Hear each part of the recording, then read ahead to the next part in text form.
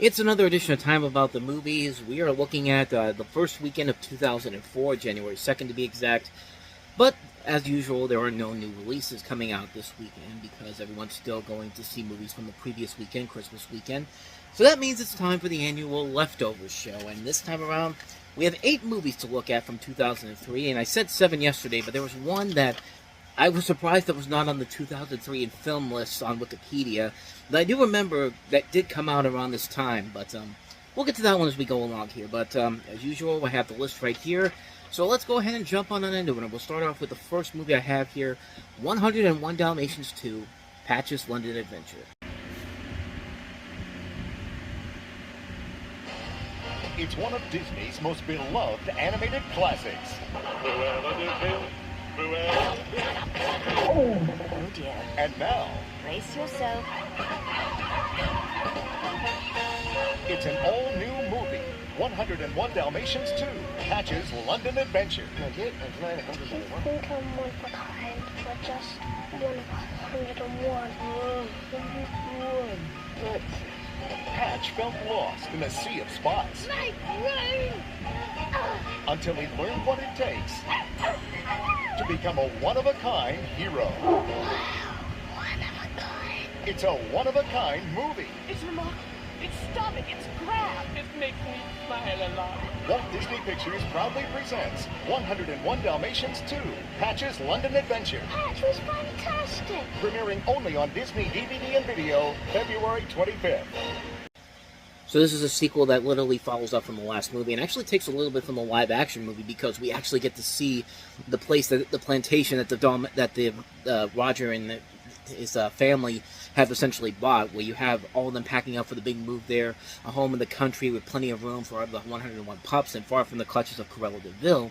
The 5C's pup is Patch, feeling lost in a sea of spots, and longs to be a one-of-a-kind wonder dog like his TV hero Thunderbolt. And while watching the Thunderbolt Adventure Hour, he hears about a chance to appear on the show while it's filming in London. However, the family moves, which interferes with Patch's opportunity until he's accidentally left behind in the commotion. So he goes to the audition to meet his hero. Thunderbolt is played by Barry Bostwick, and his trusty sidekick Lightning is voiced by Jason Alexander, who reveals that the producers of the show want to replace Thunderbolt with a younger dog, and in order to save his job, Thunderbolt decides he will go into the real world and perhaps perform an act of true heroism to prove himself. A veritable reference book to Thunderbolt's many adventures, Patch provides the perfect guide for the TV star, his attempts at real-life heroics. As for Cruella de Vil, she's back and more obsessed with Dalmatians than ever. At first, she's able to calm her frenzy through an affiliation with a spot-fixated artist voiced by Martin Short. And what's so great about this movie is that it manages to stay true to the original film in terms of continuing the story after the first film without making a lot of huge glaring errors that would contradict events from the first film. I mean, the voice cast overall is very good. A lot of the voice actors do a good job of playing these roles that were played almost 40 years ago by these different actors. Like Cruella de Vil is voiced here by Susanna Blakesheet, and I swear she does a terrific job replacing the original voice actress from the original film. I can't remember her name right now, but she does a good job at handling that role in particular. The animation overall is very good. It definitely follows in the same style as the original movie. The story moves at a quick enough pace, and it's never boring. There are a couple moments where there are a few flaws here and there in terms of the story, like you can kind of figure out certain elements that are going to be thrown into the mix pretty early on, but it never takes away from the full enjoyment of the movie. It's never boring. It's a decent animated film, a lot of good points to it, very few flaws. I really liked it. Take it for what it is, and you'll enjoy it too. So let's go to another direct-to-video sequel, this time one that was completely unnecessary, and that is Charlotte's Web 2, Wilbur's Great Adventure. Join the fun as one of the best-loved children's stories of all time continues with Charlotte's Web 2, Wilbur's Great Adventure, the movie on video and DVD. Oh, great! Wilbur the pig has learned all about loyalty from a very special spider called I Charlotte. guess our mom really was special. So when his new friend Cardigan, a lonely lamb, is sold to another farm, Tell me this isn't happening. Wilbur springs into action. My plan is to find a plan. With the help of Charlotte's daughters, Nellie, Arania, and Joy. We did it! And Templeton the rat. You didn't think you're going to leave me behind? The race is on to save Cardigan. Let me show you my, how should I put this? Hospitality. with brand new songs First of all, I'll be a friend. We'll be buds to the end. and a farmyard full of colourful new characters. I'm so hungry I could eat a horse. Hey, I heard that. Get ready for an unforgettable journey as Wilbur discovers that with courage, friendship and love, anything is possible.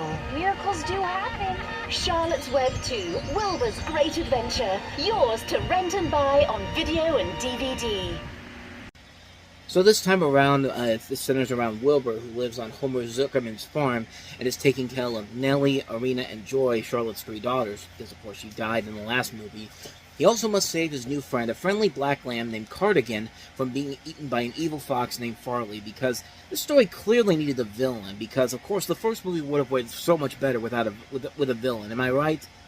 No, of course I'm not right, because that's really stupid. The first film didn't really need to do that, and I don't know what the hell this movie was trying to do, because, for one thing, it's got way too many elements to it. Like, there's like 3 different animation studios behind this. Paramount's behind this, Nickelodeon is behind this, and then Universal Studios somehow gets involved in this, and it's just like, it's a very interesting and odd collaboration, I could say. I mean, yeah, the animation can look really good, but what's the point? I mean, the first movie wrapped up very well, but this movie just feels like it's a literal cash grab. I mean, this feels like a movie that is literally there to make money because the first movie is such a classic and will always make money.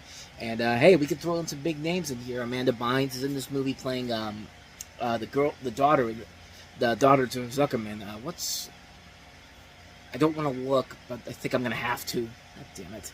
Nellie. So, no, that's not her. That's a Charlotte, but, then who's playing the daughter in who plays the daughter in this one? I'm kind of confused here.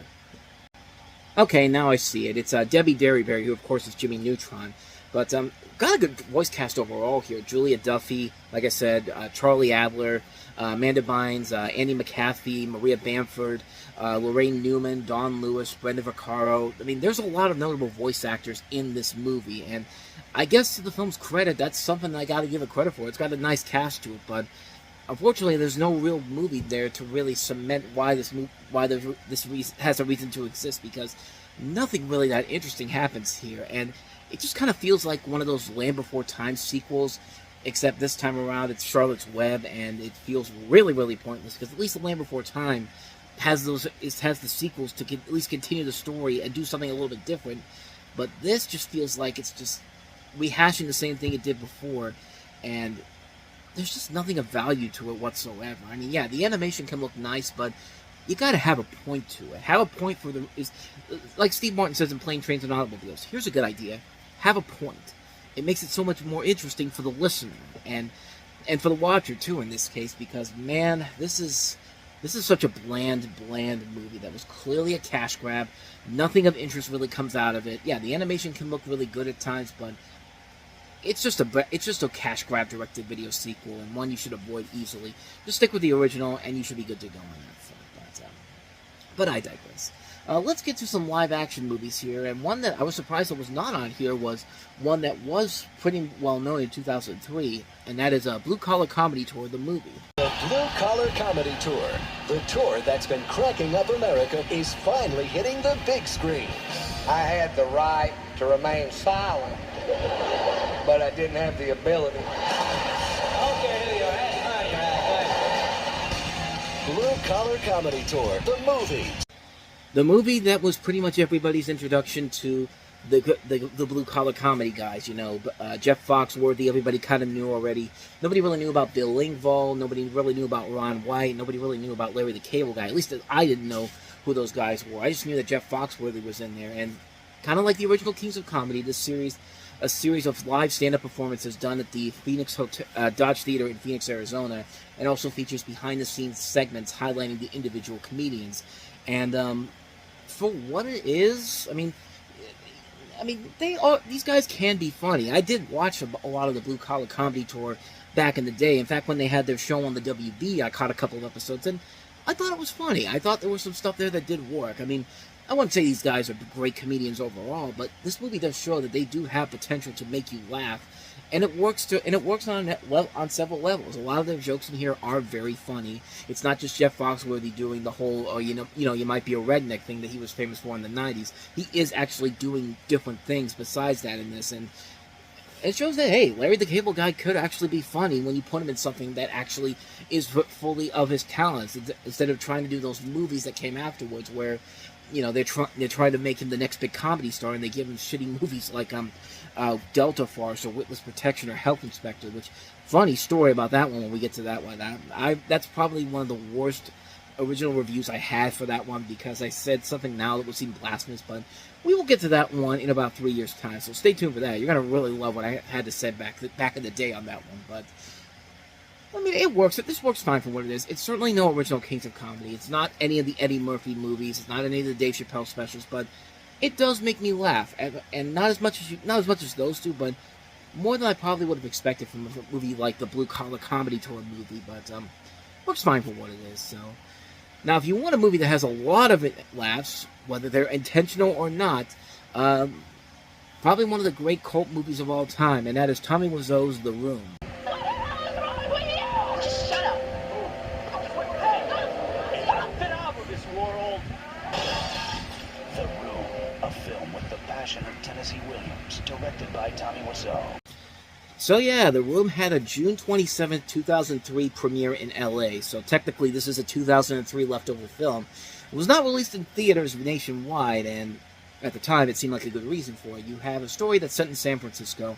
It's a melodramatic love triangle between amiable banker Johnny, played by Tommy Wiseau, deceptive fiancée Lisa, played by Juliette Danielle, who clearly has no interest in Johnny whatsoever when you watch the movie, and his conflicted best friend Mark, played by Greg Sestero.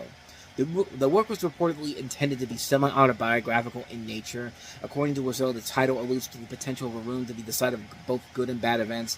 The stage place from which the film is derived was so named due to its events taking place in a single room. And it's been often said it's one of the worst films ever made. In fact, when the film finally was starting to gain traction later in the decade with reruns on Adult Swim, and when the Nostalgia Critic did it, I remember the Nostalgia Critic did a review for it, great review, and they tried to take it down because they didn't I guess they didn't want people to say that the movie was funny by any. They didn't want anyone to say anything bad about the movie, but slowly but surely they did eventually come around to it. And I think Greg Sestero's actually done some stuff with Doug Walker on Nostalgia Critic over the years since that review came out, and you can see why it's had such a following to it. I mean, they made a great movie based off of the Sestero's memoir and making the film The Disaster Artist, which stars James Franco and Steph Rogen. And it's actually, I saw this right here, they're doing a remake with Bob Odenkirk in it, which is apparently made, but it's set to come out sometime soon. But, I mean, I'm just going to see it for Bob Odenkirk alone. But the beautiful thing about this particular movie is that you really don't know if it's meant to be taken seriously or not. And I think because time has gone by where people have realized that, yes, this is supposed to be a comedy that wasn't intended to be a comedy. Like, it's like something Ed Wood probably would have made back in the day. Like, this is a film that is so bizarre, and, Tommy Wiseau's performance in this is just so bad, but it's also hilarious at the same time. Like, there's just line readings in this movie that I'd be here all day if I tried to reenact all the line readings of this movie from Tommy Wiseau. What's the story, Mark? While he's not even moving his lips, I did not hit her. It's not true. It's bullshit. I did not hit her. I did not. Oh, hi, Mark. Like, what more can I say about this movie, man? This is just this is the definition of a so bad it's good guilty pleasure film. It's a film that is so ridiculous, so over the top, and so confused on what the hell they're trying to accomplish. You can't help but just have a good time with it. And yeah, I've grown to really like it over the years. It is a film that is definitely the definition of a so bad it's good movie. What more can I say? Tommy Wiseau's The Room. Chef's Kiss. That's not the Chef's Kiss. Chef's Kiss. There you go. Okay, so let's get back to the intentionally good stuff here. Let's go to Disney's Stitch the movie. Premiering on Disney DVD and video this summer. You mean there are more besides Stitch? Well, Stitch is number 626. These must be the other 625. An all-new movie. We gotta search the entire island for genetic experiments. The adventure continues. Let's rock!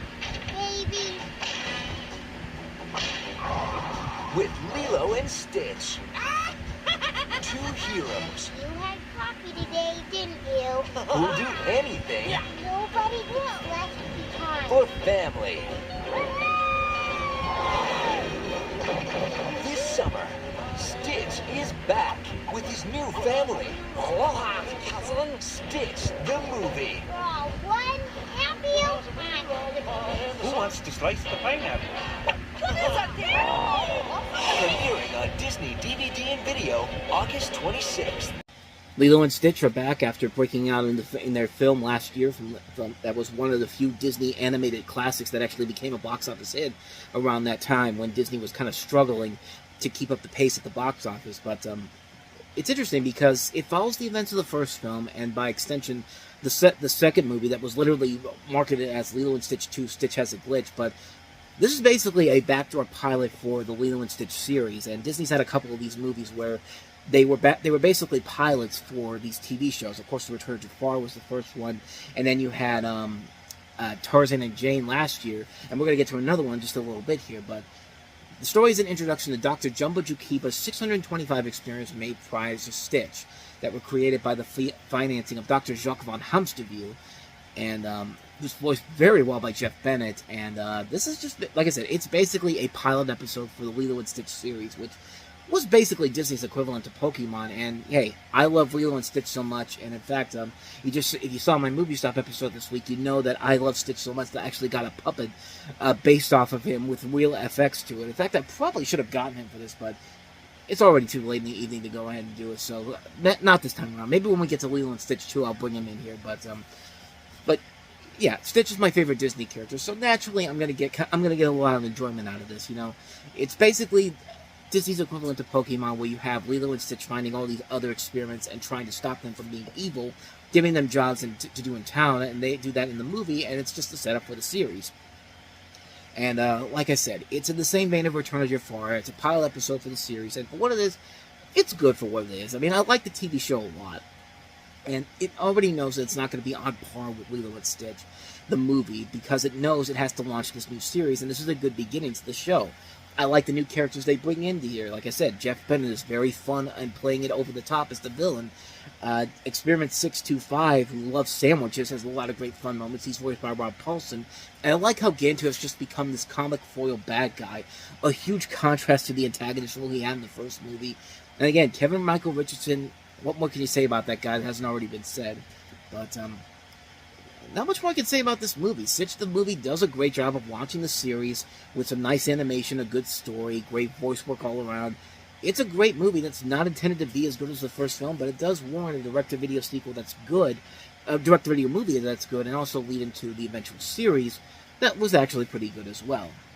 Now here's an example of a Disney movie that was intended to be the start of a series that never went anywhere, and it's the one I forgot to mention in the last was when I talked about the episodes movies we're going to cover, and that is Atlantis: Milo's Return.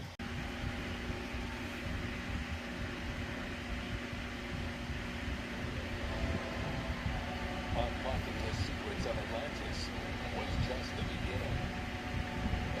This time, the heroes from Atlantis head for the surface. All-new full-length movie. We got company. Disney's Atlantis 2: Milo's Return. Coming soon on Disney DVD and video. Clearly, you can tell they put a lot of effort into selling this movie. That's only the only trailer that they have available, which is literally a 30-second trailer, and that's it.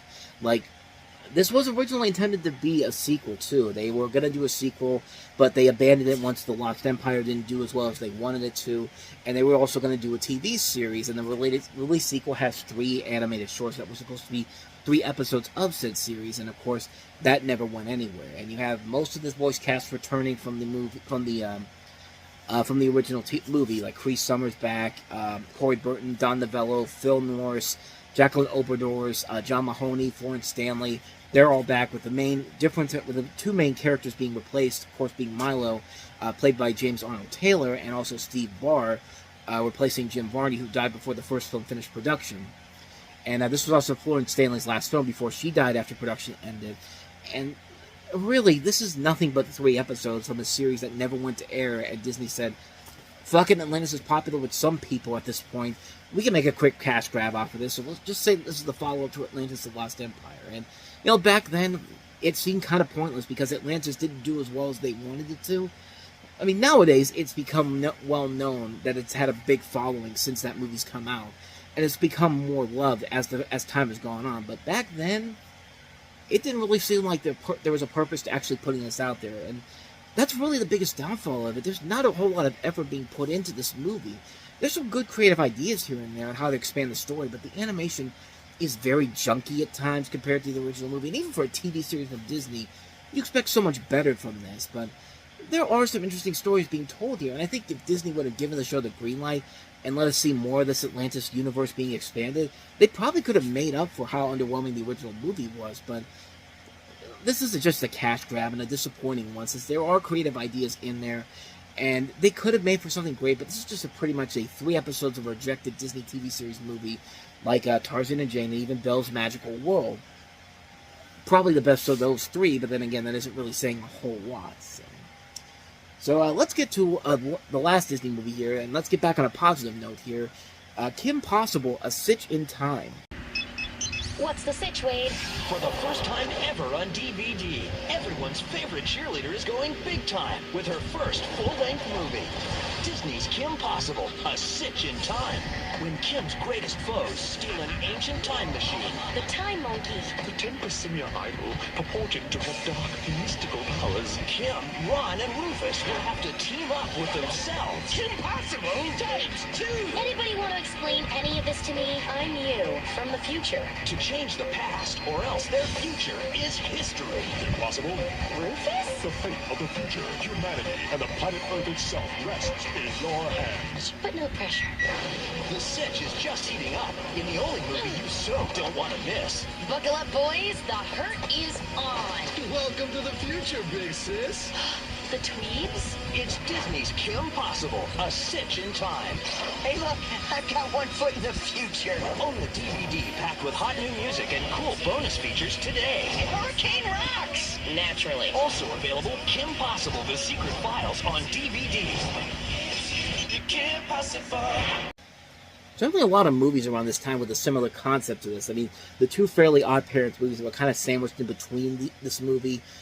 Had kind of a similar feel to this particular film.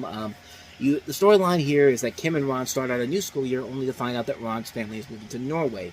They put straight on their partnership just as Dr. Draken, Monkey Fist, and Duff Killigan team up to find and use an ancient time travel device to rule the world.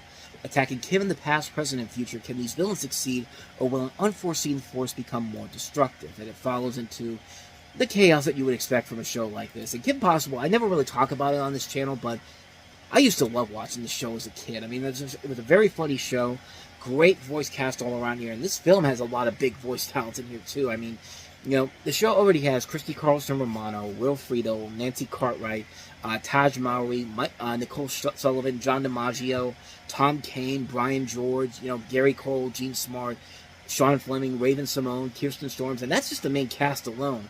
But then they bring in these big names for this movie, like Dakota Fanning is like a preschool version of Kim. Michael Dorn is playing Rufus in the future, as you saw in that trailer. You got Michael Clark Duncan as future Wade. Kelly Ripa's playing future Bonnie.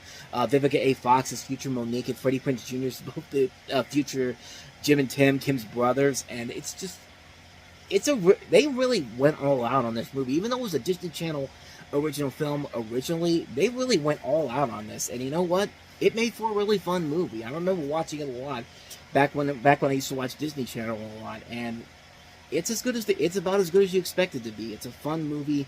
It's fun to see these characters in a big adventure like this. Not the last time they'd be in a big adventure, because a couple years later they would have the series finale movie, or what was intended to be the finale movie, before they eventually renewed the show again. But I mean, I don't talk about it enough. Kim Possible was a really damn good show back in the day. And this movie is a perfect example of why the show works as well as it does. It's very funny, very action-packed, great animation overall. It's a really good movie, man. So let's go ahead and wrap this up on a sour note. Why don't we do that to wrap this week up? The 5th installment of the Beethoven series, and that is Beethoven's Fifth. Beethoven? Beethoven! Beethoven! Go, Beethoven! America's most beloved Saint Bernard is back in Beethoven's Fifth. Most people would have just said hello. Embark on an all-new action-filled adventure with secrets, ghosts, and hidden treasure that only Beethoven can find. What is it, boy? It's the doggone tale that Beethoven fans have been begging for. Thank you. This holiday season, sit, roll over, and enjoy the ride. Featuring Dave Thomas, John Larroquette, Kathy Griffin, and Faith Ford. I'd be happy to give you a tune-up anytime. I mean, your car. Yeah, this is them literally scratching for something left from this franchise. And like I said, I've liked Beethoven as a character, but man, these direct-to-video movies just really, every one of them just kills me. Like, this is the 5th and final installment of the original series, because they would later rebrand this with Beethoven's Big Break just a couple years later, and slightly better, but not by that much. So you have Sarah Newton, played here by Daveigh Chase, and Beethoven. They're spending the summer with Sam's Uncle Freddie, played by Dave Thomas, in an old mining town. The mischievous Beethoven digs up a clue to the whereabouts of the legendary hidden fortune of 2 bank robbers named Mo and Rita Selig. Now everyone wants to be their best friend as his discovery unleashes a frenzy of treasure hunting amid the community's creatures. With help from Uncle Freddie and a boy named Garrett, Sarah and Beethoven try to help uncover a secret that has been in this crazy little town for years, but he shoots dead the ghost and is declared a hero. And you see John Larroquette and Faith Ford in there. This is pretty much as bad as it looks. I mean, the other Beethoven movies were at least trying to do something different. Even Beethoven's Fourth with the whole Prince and the Pauper thing. It's something we've seen done before, but they at least were trying. This is about as generic and dull as that trailer makes it out to be. Everybody in this movie acts stupid. You expect so much more from people like Dave Thomas and John Larroquette and even Daveigh Chase, who was still a top actress at the time. She was in The Ring, she was in Lilo and Stitch, but it's just kind of wasted in here. And you're basically just watching these well-known actors work with Beethoven for an hour and a half with the thread of a story that's about as predictable as cliched riddle as you can get. It just does not work, and this is easily the worst one of the series. Out of all the Beethoven movies out there, this is the bottom of the barrel. And this is the one I would say avoid it like the plague, because, I mean, it gets better as we move along, but not by that much. But we'll get to that when we get to 2008. But that's Beethoven's Fifth for you. Just avoid it like the plague. And so with that said, we wrap up another edition of Time About the Movies. We'll take a look at the first 2 releases of 2004. Not memorable movies. We've got Eddie Griffin, Michael Imperioli, and Anthony Anderson in My Baby's Daddy, and also Mandy Moore in Chasing Liberty, which you're about to see why those movies open up in January, because it's the dumping ground month. But we'll take a look at both of those movies on the next episode. But until then, thank you so much for watching, and if you want to see more videos like this, please hit the place on the next page, check out the previous episode, and also don't forget to hit the like and subscribe button if you want to see more videos like this on this channel. So, with that said, I'm off. I will see you guys next time, and until then, as always, take care.